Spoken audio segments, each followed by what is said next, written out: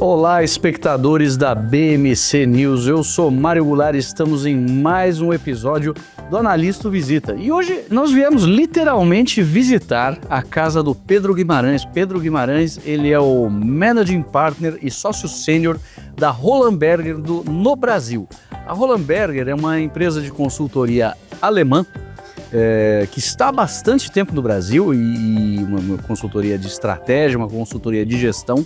E a gente vai conversar um pouco com o Pedro sobre as perspectivas dele de Brasil, de negócio, de empreendedorismo, de tecnologia, o que ele vê para o futuro. A gente vai ter uma conversa aqui bastante ampla sobre vários aspectos. Pedro, muito obrigado por nos receber aqui, um prazer estar com você. E eu gostaria de começar a nossa conversa com você contando um pouco da sua trajetória, como é que você... o que você fez até ser o Managing Partner da Roland Berger no Brasil. Boa tarde, Mário. Boa tarde aos espectadores da BMC News. É um prazer recebê-lo aqui em casa, nesse domingo de tarde, em Florianópolis, e poder conversar um pouquinho sobre carreira, sobre negócios, sobre Brasil. E vamos em frente. Vamos lá. Você gostaria de ouvir um pouquinho sobre a minha carreira, né? Bom, já tenho aí mais de 25 anos de formado, e são 25 anos em que eu não mudei muito, na verdade, né? Eu sempre fui consultor de gestão. Eu comecei, na verdade, desde o 4º ano da Poli a trabalhar com consultoria de gestão. E em 1997, então mais de 25 anos, eu me junto à Accenture. Naquele momento, a Andersen Consulting. Aí era Andersen Consulting, né? Ainda Andersen Consulting, ali na rua Alexandre Dumas, e começo a minha trajetória profissional, né? Desde aquele tempo, Mário, acho que tem uma coisa comum que permeou a minha carreira, que é o setor de consumo, né? Então, desde os meus primeiros trabalhos como estagiário ainda na Accenture, eu fiz muitos projetos em empresas que se tornaram escolas para mim, né? Como a Whirlpool, a Unilever, a Coca-Cola, né? Foram grandes empresas que eu comecei a trabalhar nessa época e que a gente foi deixando um pouco a marca. Bom, eu me formei na Poli em 98 e segui na Accenture. Fui evoluindo na Accenture, tendo algumas experiências internacionais e buscando essa formação internacional, buscando uma formação em gestão, eu apliquei para o meu MBA no INSEAD e fui aceito. E passei um ano maravilhoso na França, entre 2002 e 2003, em que eu paro de trabalhar e vou buscar essa formação internacional, né? Bom, o INSEAD foi uma experiência emblemática, né, que acho que abriu muito o horizonte de mundo para mim. Acho que eu consegui entender um pouco melhor os diferentes caminhos de consultoria, consegui entender melhor algo que não existia no Brasil na época e que já existia muito mais forte em outros mercados, que é a atividade de private equity. Ainda no INSEAD, existe um recrutamento formal das consultorias. Eu acabei sendo recrutado pela McKinsey, né? Eu entro na McKinsey logo depois do INSEAD, aí no início de 2004, e foi aonde eu trilhei boa parte da minha carreira, onde eu fiquei 16 anos. E eu diria que, Mário, que eu divido em dois grandes momentos, né? O momento que me levou até sócio da McKinsey, que eu fui eleito sócio ao final de 2010, ainda muito jovem, com 33 anos, né? E foi um caminho tradicional, aí trilhado por um lado em clientes de bens de consumo e varejo. Então voltei a trabalhar com Unilever, continuei trabalhando com engarrafadoras de Coca-Cola, trabalhei com grandes varejistas como Carrefour, Magazine Luiza no Brasil. Algumas empresas também pegando uma parte mais de distribuição, marketing e vendas, como a Ultragaz, que foi cliente meu também muito importante, a Embraco em B2B, né? E isso me levou a me tornar sócio da McKinsey, que era um grande sonho, né? Se tornar sócio de consultoria, quando você se forma na faculdade, é a grande cenoura, né? Você rala muito, trabalha muito e tem sempre aquela perspectiva de ter o seu valor reconhecido, que acabou acontecendo aí no final de 2010, foi um grande momento na minha carreira, né? E eu falei que eu divido em dois momentos, porque acho que até ali eu tive uma carreira mais tradicional de consultoria. Só que naquele momento, Mário, para ser sincero com você, aí os espectadores, foi o primeiro momento que eu pensei em deixar a consultoria. Eu estava um pouco cansado de trabalhar com empresas muito complexas, muito grandes, estruturas de time muito hierárquicas, né? E foi quando eu tive a chance, ainda pela McKinsey, de abrir o escritório da McKinsey em Salvador, né? Junto com o meu sócio na época, grande amigo, Vijay Gozula, nós abrimos o escritório da McKinsey de Salvador no ano de 2012, 2011, já foi um ano que eu comecei a transicionar minha carreira para lá, e foi uma experiência incrível, Mari, que eu comecei a trabalhar, por um lado, com grandes grupos familiares do Nordeste, não só Salvador, mas Recife, Fortaleza. Minha agenda, a semana era passada entre Salvador, Recife e Fortaleza, e também tive a chance de trabalhar com o setor público, né? Um trabalho também emblemático para mim foi trabalhar com a ACM Neto. Só que eu brinco, Mari, que eu, em vez de casar com uma baiana, eu fui me apaixonar por uma gaúcha catarinense, né? Que estava morando na Espanha na época e estava voltando para o Brasil, a Patrícia, minha atual esposa. E daí o Nordeste, no lado pessoal, não funcionou muito para mim. Eu fui um cara que priorizou muito a carreira, né? O trabalho. E chegou um momento que eu achei que na minha vida eu tinha que priorizar um pouco o meu plano pessoal de construção familiar, né? E era aquele momento. Então foi um momento que eu voltei para São Paulo. A Paty estava trabalhando em São Paulo, na Nielsen, pesquisa de mercado. Mas eu não me encontrei em São Paulo, né? Eu voltei para São Paulo, eu num escritório como o de Salvador tinha muita autonomia, muita independência, muita liberdade.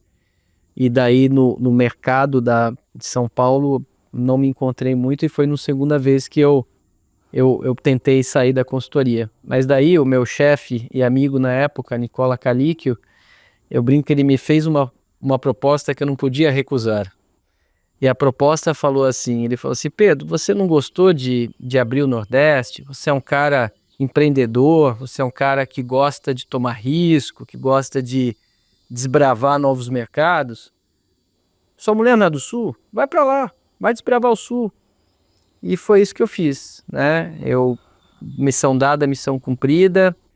A gente se casou em 2015, em 2016 já estava com um apartamento em Florianópolis e eu comecei a mover minha agenda e a agenda da McKinsey para o Sul.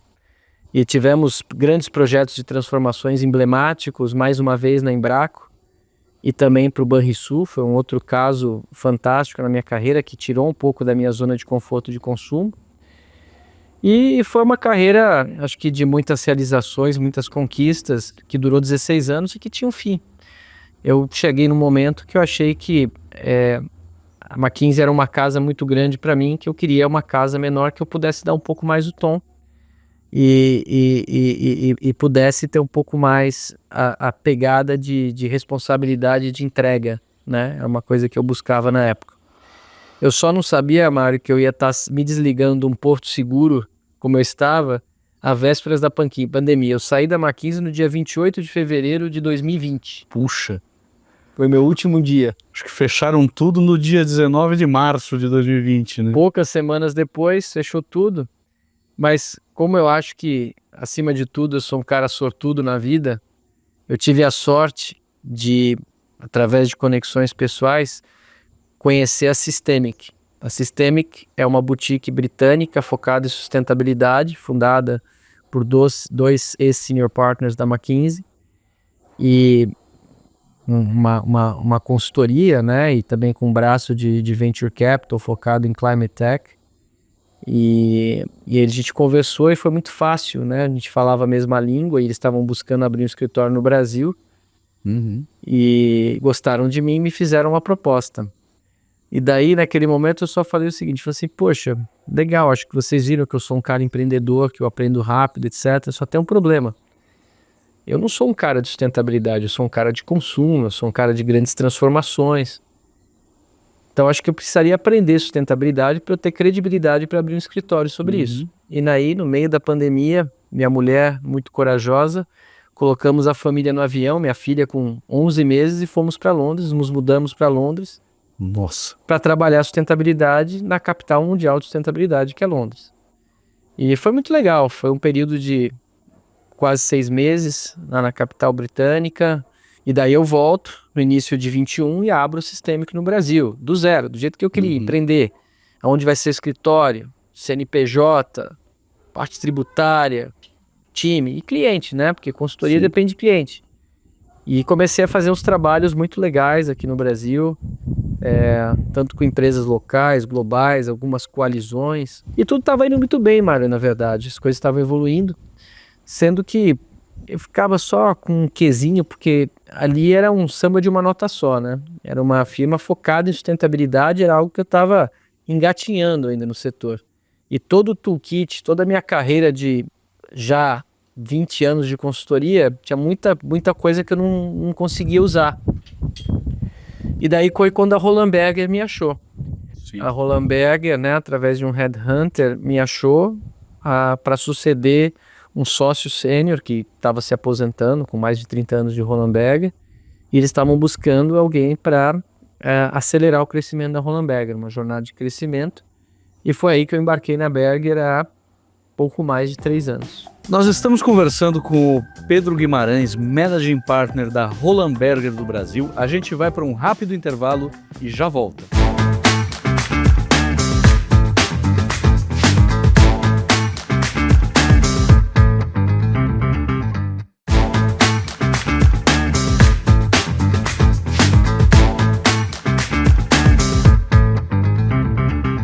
Olá, espectadores da BMC News, estamos de volta aqui com Pedro Guimarães, Managing Partner da Roland Berger do Brasil. E a Roland Berger, ela tem uma presença de Brasil muito antiga, né? A gente estava conversando aqui antes, você estava me falando que ela tem muita janela no mercado brasileiro já. Sim. Bom, a Roland Berger foi fundada pelo senhor Roland Berger no ano de 1967, em Munique, né?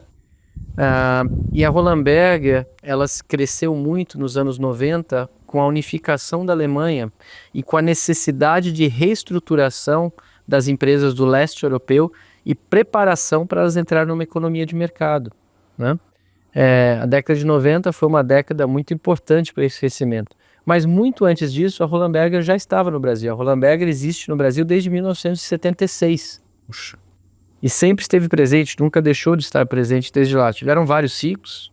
Tiveram ciclos em que a gente tinha um foco mais no setor automotivo, outros ciclos em que a gente trabalhou muito com o setor financeiro, outros ciclos trabalhando muito com empresas estatais, enfim, foram vários ciclos.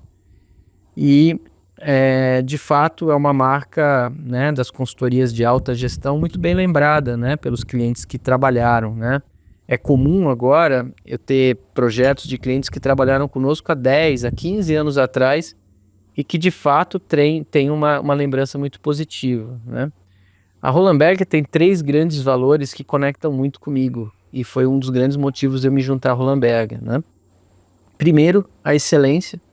Então, fui um cara que ao longo da minha trajetória sempre buscou excelência profissional, excelência acadêmica, né? E depois de trabalhar tantos anos na McKinsey, uma preocupação era manter um nível de excelência alto. E a Roland Berger não deixa nada a desejar, o que você pode esperar de uma consultoria alemã com profundidade, com muitos PhDs, uma preocupação de tecnicamente resolver bem o problema. O segundo valor, que fala diretamente com o meu perfil, é o empreendedorismo, né? Então, sempre fui visto como um cara empreendedor, com uma rede de relacionamentos muito forte no Brasil, né? Esse fato de eu ter aberto escritórios no Nordeste, depois no Sul do Brasil, me criou um network de Brasil muito grande. Então, eu gosto de trabalhar com empresas menores, eu gosto de trabalhar com empresas familiares, e esse empreendedorismo conecta muito com a firma que o Sr. Roland Berger construiu lá atrás, né? Uhum. E o terceiro valor, e que daí talvez em outras casas eu sentia um pouco a falta e que na Berger é muito presente, é a empatia. Então são os 3 E's: excelência, o empreendedorismo, mas sem deixar de ter empatia com o cliente. Porque você tem que se colocar na posição do cliente, você tem que entender as dores do cliente, você tem que entender que a organização que ele opera é diferente da organização de consultoria. E essa empatia, essa preocupação constante de se conectar até no emocional, é algo diferencial também que eu acho da Berger e que conectou muito com a forma que eu penso que a gente deve trabalhar com os nossos clientes. É realmente um entendimento. E se você pensar, uma consultoria, no fim das contas, é uma federação de pequenas empresas, né? Nós temos uma receita anual na casa de 1 bilhão de euros, né? A gente comemorou Em 2023 a gente chegou nessa escala e é disso para cima que a gente pretende atingir, né? E nós somos 350 sócios no mundo e temos essa tarefa de a cada ano gerar essa receita. Então é muito clara a missão de cada um. A gente é dividido, né, por grandes setores. É uma matriz muito simples a Berger globalmente, tá? A gente tem 3 grandes geografias, que são Américas, que o Brasil faz parte, Europa e Oriente Médio, e Ásia. São as 3 geografias. E a gente tem 3 MDs globais, um olhando para cada geografia, e esse triunvirato gere a Roland Berger com PNL por geografia. Tá? Perfeito. Depois disso, você tem os setores. Eu sou um sócio também de Health and Consumer, né? A parte de saúde, a parte de consumo, olhando para Américas. Tá? Daí você tem uma outra plataforma setorial que é industrial, então bem focado no setor industrial. Uma terceira plataforma, que é a plataforma que a gente chama de Regulated Infrastructure, então toda a parte de energia, mercados regulados, setores de infraestrutura, a gente também é bastante forte. E uma quarta plataforma de serviços, que tem coisas como telecom, tecnologia, serviços financeiros, estão nessa plataforma. Sim. Tá? E do ponto de vista funcional, além de estratégia, obviamente, que é o nosso core, né? A gente tem uma plataforma de operações, tem uma plataforma de transformações e tem uma plataforma de suporte a investidores, em que a gente trabalha suportando fundos de private equity, fundos de pensão, investidores institucionais, a realizar os seus melhores investimentos. Pedro, será que a gente pode conversar sobre alguns cases marcantes, que tenham sido assim marcantes nessas quase 3 décadas de consultoria, que você gostaria de compartilhar aqui com os nossos espectadores? Sim, podemos contar. Acho que tem alguns cases, mas a gente guarda a confidencialidade de cliente, mas quando o case já passou de uma década, eu me sinto confortável de falar. Eu acho que assim, um case muito interessante na minha carreira, foi até um dos cases que me ajudou na minha eleição de sócio, né, lá em 2010, foi quando eu tive um cliente que foi a Unilever, né, um cliente emblemático aí ao longo da minha carreira, em que você teve um CEO, um chairman holandês que vem ao Brasil para fazer esse turnaround, para fazer essa transformação holística da Unilever. E eu trabalhei por mais de 2 anos com ele num projeto que envolveu as 400 principais lideranças de um gigante como a Unilever. E na época a gente olhou, eu lembro, né, até ele falou assim, pela lente de categoria, a lente de canal e a lente de região no Brasil, e foi olhando quais são as oportunidades de crescimento por categoria, canal e região, e foi desenhando esse programa de crescimento sem deixar de olhar para as partes de custos, principalmente qual que era o sistema de supply chain, o sistema de distribuição, para conseguir abastecer esse sistema e suportar o crescimento, né? Era um modelo de alto crescimento, integrado com as estratégias de marketing regionais e globais, mas que foi muito interessante, né? E depois a gente, além de fazer estratégia, atuou na construção de algumas capabilities importantes da empresa, né? Eu fiz todo um trabalho de revisão da política comercial da Unilever, foi um trabalho de quase 1 ano, né? Bem no detalhe, repensando toda a política comercial por categoria, por canal, pensando dos clientes, quem que sairia ganhando, quem sairia perdendo, como fazer a transição. Foi um projeto muito interessante aí no setor de consumo, né? Outro trabalho muito interessante ainda no setor de consumo foi começar a trabalhar com o Magalu, o Magazine Luiza, lá em Franca, né? Quando a administração do Magalu era feita na sobreloja da loja 1, lá em Franca, né? E naquela época, a Luiz Helena muito presente, o Marcelo Silva, que tinha sido CEO da Pernambucanas. Foi um momento muito interessante de expansão do Magalu, de entrada do Nordeste, de abertura do escritório em São Paulo. E eu fiz uma série de trabalhos, desde planejamento estratégico, planejamento comercial, precificação, revisão de staff de loja. Então, foi uma jornada muito interessante e que também me ajudou a desenvolver muito aprendizado no que eu me sinto confortável hoje a trabalhar em diferentes tipos de varejo, né? Puxa, mas a gente tá falando aqui de empreendedorismo, né? Você pontuou várias vezes aqui, que na sua carreira você sempre gostou do empreendedorismo, da figura de ser um empreendedor. E muitos dos nossos espectadores são ou empreendedores, já são empreendedores, ou são jovens que sonham em empreender. É o cara que está na faculdade sonhando com o mundo do empreendedorismo. Puxa, o que eu vou fazer? Que conselho que você tem para esse jovem que está sonhando em empreender? Estuda. Não é, né, muito bonito falar, não, a criatividade, a ideia, não. Eu acho que é muito mais a transpiração do que a inspiração e calcado numa base sólida de ensino. Cada vez mais, né? Acho que assim, o que mudou para mim, Mário, do empreendedorismo atual para o empreendedorismo de quando a gente iniciou a carreira, né, há 25 anos atrás, é que há 25 anos atrás o acesso a capital era muito limitado, né? Então, era muito difícil você empreender se você não tivesse capital. Por quê? Porque o banco ia te cobrar um juro muito alto e não existia uma atividade de private equity ou de venture capital. Não existia isso no mundo que a gente se formou, né? Isso já existia, obviamente, no Vale do Silício, isso já existia em outros lugares, mas não era uma realidade no Brasil. E isso, nos últimos 15 anos, mudou e mudou bastante, né, Mário? Mas daí, aquela história de que você ter uma boa ideia, vão te colocar dinheiro para você desenvolver, vão querer entender o que você estudou, o que você realizou, quem mais vai estar junto com você para a realização dessa ideia, se você tem track record de implementação e de execução, como é que você lida com adversidades, se você tem resiliência, né?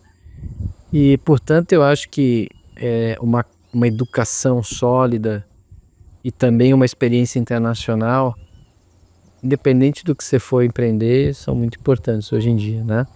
Então, acho que aquela visão de meio esotérica de empreendedorismo não funciona no mundo do que eu conheço, do que eu aprendo, do que eu vejo, Você precisa ter número, precisa trazer conta e precisa saber executar, ter capacidade de gestão. E agora eu vou pedir um conselho para o cara que já começou a empreender e, como é natural da situação, frase atribuída aí ao Mike Tyson, né? Todo mundo tem um plano até levar o primeiro soco. O cara levou o primeiro soco, está atordoado, tentando respirar e levantar. O que você aconselha para esse cara? Olha, a minha trajetória profissional, a trajetória de qualquer empresa não é retilínea, né? Você tem dias melhores e piores, você tem, no caso de consultoria, projetos que dão mais resultado, outros que não dão muito resultado, e também tem momentos que você até dá resultado, mas a experiência não é boa, né? E não é sustentável para trabalhar. Então, assim, acho que primeiro a pessoa tem que se apegar muito num sistema de valores importante, de algumas coisas que ela não vai abrir mão e viver com aquilo bem. Segundo, resiliência, né? A palavra, eu acho, porque os contratempos vão existir, mas se você tiver firmeza, consistência da tua proposta de valor, do que você quer realizar, você deveria insistir um pouco mais, persistir, e não quero dizer que você deveria estar cego ou surdo aos inputs que você vai recebendo, mas você precisa manter uma linha, manter uma determinada direção e seguir com ela, mesmo com alguns sustos que aconteçam no início, né? Porque, como eu disse, não é retilíneo, você piora, tal, e se você desistir antes daquele negócio amadurecer, pode ser que você deixou uma oportunidade interessante que só demoraria um pouco mais para amadurecer. Muito bem. Espectadores, a gente vai para um rápido intervalo. Estamos conversando aqui com o Pedro Guimarães, Managing Partner da Roland Berger no Brasil, e já voltamos.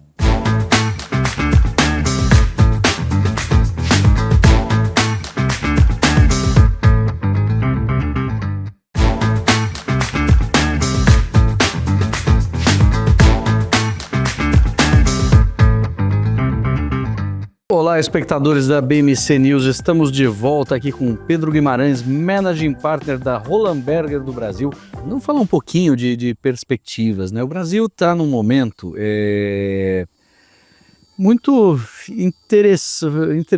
Dizem que aquela maldição chinesa diz que você vive em tempos interessantes, né? Nós temos num momento onde nós temos crescimento do país, mas também temos uma pressão de inflação muito grande, toda a questão de trajetória da dívida pública que vai comprometendo a capacidade do governo de administrar bem as finanças públicas. Por outro lado, você tem aí um momento internacional que fala em juros mais altos por mais tempo, né? Nesse momento que a gente está conversando aqui, nós estamos na véspera da posse do Donald Trump como presidente dos Estados Unidos, e todos os indicadores é de que teremos juros altos por mais tempo. Como é que você vê essa perspectiva de macroeconômica, vamos dizer assim, para o Brasil? E eu vou falar primeiro de Brasil, depois eu vou refazer a pergunta falando dos setores onde você atua mais, de consumo. Olha, Mário, eu vou começar dizendo que acho que para você trabalhar no Brasil, você tem que ser um otimista por natureza, né? Porque, de fato, se você olhar os nossos números desde 2012, que eu comentei que foi o ano de pico do varejo no Brasil, a gente vem andando de lado, né? A gente criou uma crise no Brasil nos anos aí de 2015 e 2016, que não aconteceu no mundo, só aconteceu no Brasil. De lá para cá, uma incerteza política, impeachment, um governo de direita, um governo agora volta de esquerda. E a grande verdade para o povo, independente de ser de direita ou esquerda, é que o PIB mudou de lado, né? O PIB cresceu muito pouco. Então, um país que tem as diferenças sociais que a gente tem no Brasil, eu acho muito triste, porque você precisa ter crescimento para conseguir melhorar a distribuição de renda e resolver alguns problemas que a gente tem há muitas décadas no país. Então, acho que esse é um pouco do passado que eu acho que tem que reconhecer. Agora, por outro lado, sempre tem você pode criar narrativas, né? Então, você pode criar uma narrativa de juros altos, de alto déficit público, de falta até de liderança política num momento importante, em que você tem um presidente da principal economia do mundo que não conversa com a liderança local. Então, você pode pintar um copo meio vazio desse sentido. Por outro lado, né, eu estava vendo esses dias, o PIB da China cresceu 5%. O Brasil cresceu 3,6%, se eu não me engano, no ano passado. Então, o país cresceu, né? No ano passado, a taxa de desemprego está num all-time low, né? A gente não tem nenhuma questão também tão crítica do ponto de vista, nenhum escândalo de corrupção novo, nada que crie uma incerteza política muito grande, né? Acho que o atual presidente vai terminar o mandato dele, depois daqui a um ano vamos estar discutindo se vai ter continuidade, se vai ter uma mudança de poder, se vai ser a mudança óbvia, se vai ter uma terceira via, a gente vai voltar a ter essas discussões. E o que eu acho, né? O Brasil é uma das principais economias do mundo, dependendo do câmbio, é a 7ª economia, a 8ª, a 9ª, a 10ª, mas é uma das grandes economias do mundo, fala a mesma língua, não tem problemas de religião, então é um grande mercado de consumo, tem uma vantagem comparativa para o agronegócio exportador que continuará sendo muito relevante e tem gargalos de infraestrutura que vão demandar investimentos. Não importa se o governo for de direita, de esquerda, e não importa ideologias de mais ou menos, precisa ser capital privado que vai entrar no Brasil e que vai gerar empregos e promover investimentos, né? O nosso investimento como percentual do PIB é muito baixo, precisa aumentar. E eu acho que isso vai trazer oportunidades para setores como setores importantes como saneamento, né, com o marco do saneamento e as metas têm que ser entregues até 2032, o setor de rodovias que precisa ser reformulado, a eterna promessa que você conhece bem do setor de ferrovias, que não avança, né? O setor portuário no Brasil, a gente tem o Porto do Açu aqui no sul que está recebendo uma grande quantidade de investimentos, né? E o meu setor, o setor de consumo, o setor de saúde, é um país de mais de 200 milhões de habitantes, Mário. As pessoas querem consumir.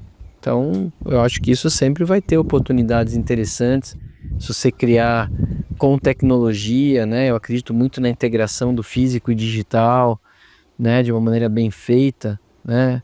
Eu acho que, por exemplo, com tecnologias agora como reconhecimento facial, não tem por que você não entrar numa loja, você ser reconhecido e você ter um atendimento diferenciado sem precisar passar teu CPF, sem passar qualquer coisa, com reconhecimento facial, né?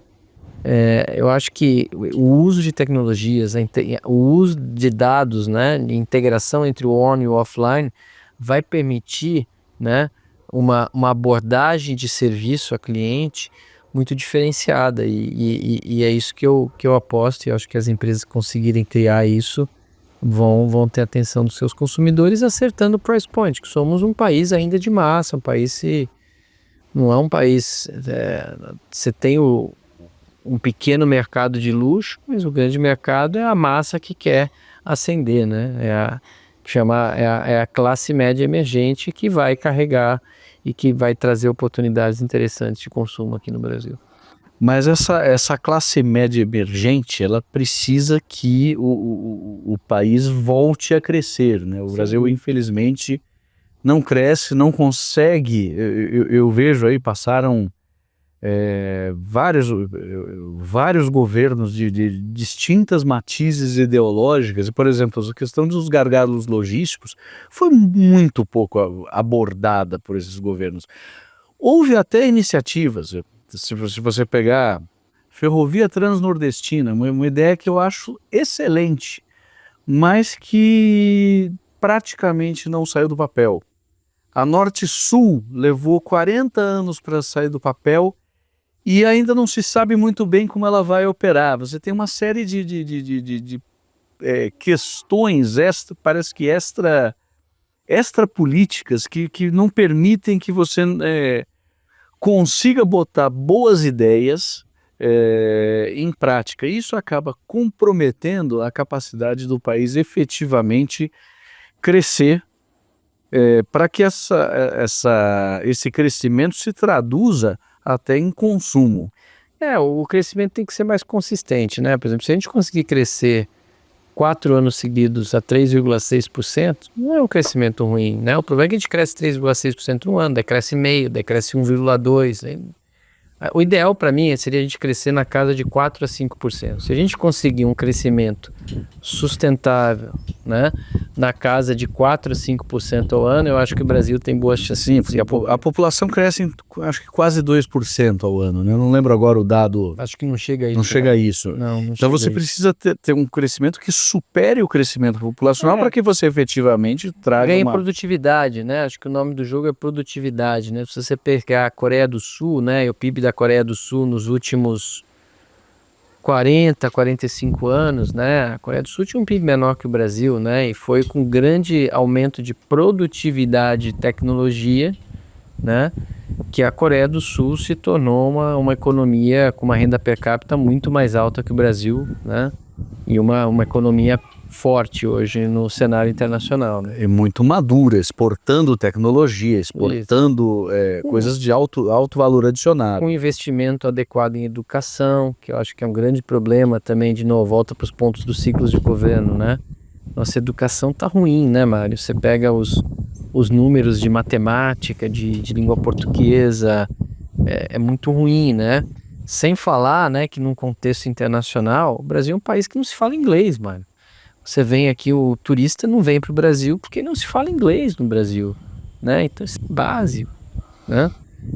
Você imagina que hoje em dia, se você for na Coreia do Sul, é mais fácil você falar inglês do que no Brasil. Muito provavelmente, né? Então, assim, a nossa educação é ruim no básico e precisa melhorar. E muito provavelmente falta, acho que, um planejamento estratégico. O Brasil, principalmente não somente nisso, mas eu acho que principalmente nesse ponto da educação, eu acho que o Brasil ainda não sentou e pensou, puxa, O que nós queremos fazer, que tipo de educação que nós precisamos dar? A gente quer ser uma Coreia?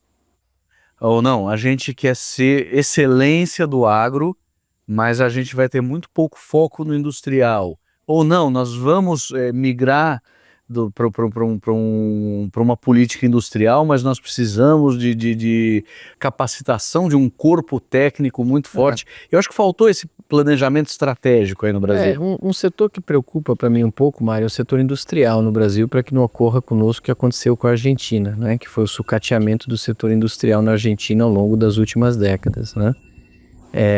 Por quê? Porque no Brasil, ter o diploma universitário passou a ser algo, independente se o diploma, a qualidade da formação é boa ou ruim. Acho, por exemplo, que o modelo da Alemanha, que investiu muito mais em ensino técnico profissionalizante, suportando uma agenda de industrialização associada a setores onde a Alemanha tinha uma vantagem comparativa, faz muito mais sentido, né?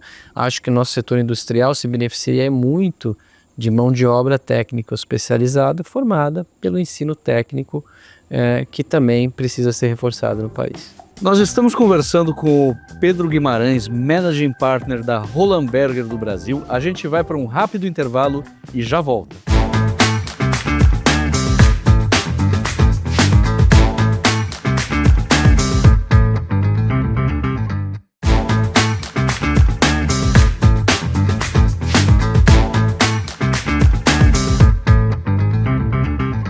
Olá, espectadores da BMC News, estamos de volta para esse último bloco, conversando aqui com o Pedro Guimarães, Managing Partner da Roland Berger do Brasil. Pedro, você é um cara que, pela sua essência de consultoria, você é um cara que faz planejamento estratégico. Você olha estratégias de longo prazo, você olha para o futuro, você tenta ler o futuro, ler as condições do futuro e trazer isso para as empresas. Então, eu vou te fazer uma pergunta aqui das suas perspectivas. Que grandes revoluções nós vamos ver no mundo dos negócios nos próximos anos? Olha, Mário, eu estou convencido que a inteligência artificial veio para transformar a forma das empresas trabalharem, tá? Eu acho que a inteligência artificial generativa, né, vai promover uma revolução equivalente ao que foi a internet no início dos anos 2000, ou equivalente ao que foi a chegada dos smartphones no mercado de telefonia móvel, né? Eu acho que a inteligência artificial, né, eu vi, acho que é uma notícia que os grandes bancos no Brasil têm o potencial de substituir 200 mil postos de trabalho com inteligência artificial, com uso de inteligência artificial, né? E eu acho impressionante como as empresas estão encarando de frente esse desafio, né?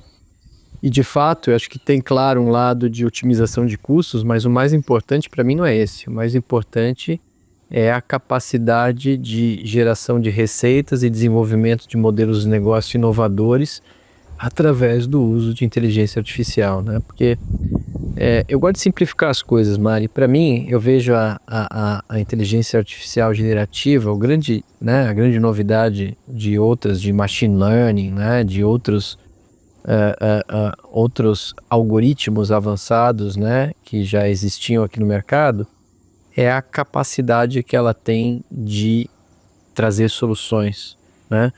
Ela realmente consegue ir um pouco além, né, do que outras tecnologias faziam, porque ela de fato consegue pegar alguns pontos e a partir desses pontos criar uma narrativa, né? E isso é muito interessante, né? Vou te dar um exemplo do uso de IA generativa que a gente tem trabalhado com alguns dos clientes, né, no meu setor, no setor de consumo. É um negócio muito interessante, que a gente desenvolveu até na Coreia do Sul, que a gente estava falando, né, que é o uso do que a gente chama dos digital twins, para desenvolvimento de inovação, para novo desenvolvimento de produtos, né? Muitas vezes o desenvolvimento de novos produtos é um trabalho caro, porque você precisa passar por uma série de fases de testes, né? E também um trabalho que demora, né? Então tem uma coisa e te demora a chegar ao mercado, e demora para você conseguir trazer a inovação, e nesse mercado quem chega primeiro tem uma vantagem muito grande. E você consegue, de uma certa forma, através do que a gente chama dos gêmeos virtuais, os digital twins, criar como é que eu diria, não é um holograma, mas criar um segmento de consumidor virtual para você testar produtos, testar marcas, testar campanhas de marketing e pegar feedback. Então, por exemplo, né, se eu falo que o Mário é um casado, é uma pessoa de determinado poder aquisitivo, com esse nível educacional, que gosta de culinária, etc, etc, etc. Eu consigo criar um perfil virtual do Mário e com um nível de aderência às preferências do que o Mário falaria no teste de produto muito grande. Por quê? Porque você consegue, através, né, das bases de dados, criar, né, com a inteligência artificial, antecipar as respostas que alguém com seu perfil iria dar. E isso acelera e muda completamente o teu modelo de desenvolvimento de produtos. Você consegue testar muito mais alternativas, porque o custo é muito mais baixo. E daí a chance de sucesso da tua inovação é muito maior. Então eu espero, por exemplo, no setor de cosméticos, no setor farmacêutico, uma quantidade de inovação muito maior devido à IA generativa. Só para te dar um exemplo. Você atua, além do setor de consumo, no setor de saúde, né? Quais são as grandes revoluções no setor de saúde que você vê, além da inteligência artificial, que vai provavelmente otimizar uma série de questões médicas, aí, facilitar muito o trabalho dos médicos, mas eu imagino que deva ter outras revoluções aí, advindas da biotecnologia que a gente pode prever para os próximos anos. Certo. Não, no setor de saúde eu acho que, de novo, né, a gente teve no início dos anos 2000 um grande avanço no Brasil, que foi a regulamentação dos genéricos, né, com o intuito de aumentar o acesso, né, à população àquelas drogas, aqueles medicamentos que a patente é vencida, e daí você poderia ter genéricos, e isso impulsionou o crescimento de grandes empresas brasileiras como a Xê, como a CIMED, né, que inclusive o empreendedor é de Florianópolis também. Eu acho que agora uma tendência que eu vejo é a tendência dos biosimilares, né? E os biosimilares, né, vamos dizer assim, uma nova onda equivalente dos genéricos, né? Sim. Em que muitas empresas estão se posicionando não só localmente, como internacionalmente. Empresas multinacionais, grandes multinacionais do setor farmacêutico, estão trazendo o seu portfólio de biosimilares no Brasil, né? E o grande desafio é a capilaridade de distribuição, a preparação, né, dos médicos e das seguradoras para trabalhar com esses produtos. Mas eu acho que vai ser uma boa onda, né, que vai criar oportunidades de mercado, mas vai dar acesso a uma parte da população ainda não atendida, né? O setor de saúde globalmente, aqui não é verdade, passa por um momento de pressão de custos muito grande, né? Então aquele tema que a gente também comentou de uso de ociosidade de rede privada para o setor público, eu vejo também como uma tendência muito grande, né? Como o setor público começa a alugar capacidade de rede privada e não ter que duplicar estruturas que vão ficar ociosas em um momento. E o uso de inteligência para fazer a gestão desses ativos, né? Outra tendência e outro movimento que é muito forte no Brasil, né? Uma das maiores operadores de saúde do Brasil é a Hapvida, que há alguns anos comprou a Notre Dame, que tinha adquirido a Intermédica. Então o grupo Hapvida, que tem a Notre Dame de Intermédica como parte, mais de 20 milhões de vidas asseguradas, são um grande exemplo no Brasil do que a gente chama de rede fechada, em que a seguradora, a operadora de saúde, tem dezenas de hospitais, centenas de clínicas, de laboratórios, e como ela tem hospital, ela consegue fazer uma gestão de custo mais apurada do que a seguradora que só faz o reembolso. E essa gestão de custo é fundamental para você conseguir uma equação econômica razoável no sistema, porque o setor de saúde é um setor que tem muito desperdício e por isso que a conta não fecha. Então você ter essa gestão de custo é muito importante e é uma tendência de que grandes operadores como Hapvida continuem crescendo e tendo bastante sucesso nesse mercado. Uma questão importante aí sobre o segmento de saúde, e que eu acho que é uma grande preocupação, isso pode ser traduzido tanto globalmente como em termos de Brasil, é o envelhecimento da população, o achatamento, vamos dizer assim, da pirâmide demográfica. Como é que você vê essa questão aí nos próximos anos? Sim, isso é fato, né? A pirâmide etária no Brasil, e se você pegar os estados do Sul, Rio Grande do Sul, Santa Catarina principalmente, começam a ter uma pirâmide etária mais parecida com países desenvolvidos, né? E isso tem implicações importantes, tem implicação para a saúde, tem implicação para a previdência, né? Porque o nosso sistema previdenciário, apesar das reformas, ainda tem os seus problemas, né? Ou seja, você, quando começa a ter uma parte importante da população que depende do sistema previdenciário para sobreviver e dos contribuintes, né? A conta não fecha ainda no Brasil, então esse é outro problema importante. Mas, por outro lado, é um segmento, estou tendo uma discussão agora, por um acaso, com um grande varejista de eletroeletrônicos, que trabalha muito também a parte de serviço, trabalha muito com inovação de produto, né? Trabalha focado num público um pouco mais premium, né?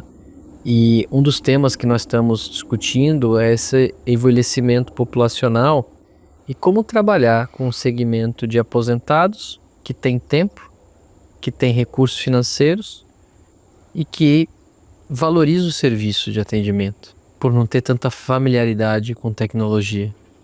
Então, como capturar mais a demanda desse público, né? Isso é uma preocupação das redes de farmácia, é uma preocupação de varejistas de eletroeletrônicos, é uma preocupação até de construtoras, né? Que às vezes, né, e com a população vivendo mais, é cada vez mais comum você ter viúvos, viúvas que moram sozinhos, que precisam de alguma atenção, né? Então, esse é um segmento importante da população, né? Que tem, por um lado, vamos dizer assim, uma preocupação muito grande com, vamos dizer assim, na base da pirâmide econômica, né? Você tem uma preocupação muito grande com sobrevivência, com o sistema previdenciário, etc. Mas, por outro lado, no topo da pirâmide econômica, você tem uma oportunidade de negócio muito interessante com esse segmento. Pedro, se você fosse encontrar o Pedro lá de 1997, se perguntando se preenchia a ficha do programa de estágio da Andersen Consulting, o que você falaria para ele? Olha, quando a gente está terminando a formação, né, e a gente não tem as contas pagas, tem que correr atrás, né, a gente fica com muita incerteza, né? Eu lembro que para mim, eu tinha algo, né? Eu sinto que existia uma expectativa muito grande que eu fosse dar certo, uma expectativa familiar, uma expectativa minha mesmo, né? E naquele momento isso gera muita ansiedade, isso gera muita preocupação, e eu acho que talvez o que eu falaria para o Pedro de 97 é: confia no seu instinto, acredita que vai dar certo, sabe? Se preocupa menos com o curto prazo e pensa um pouco mais a médio e longo prazo, porque tem momentos que vão ser difíceis mesmo, né? Talvez, né, eu falaria para o Pedro apostar nessas experiências internacionais que foram marcantes, foram importantes na vida. Eu falaria para o Pedro continuar respeitando muito as pessoas por onde passa, para sempre deixar uma marca positiva no que você faz e, no fundo, ter as pessoas falando bem de você é muito importante, né? Acho que deixando boas impressões acima de tudo. E eu falaria que apesar de tudo isso tem que ralar, porque se não ralar não chega lá. Quando a gente conversou um pouquinho aqui sobre o seu traço de personalidade, né, daquela metodologia MBTI, Myers-Briggs Type Indicator. exatamente, Myers-Briggs Type Indicator. E você, dentro desse modelo, é muito forte a questão do intuitivo em você, né?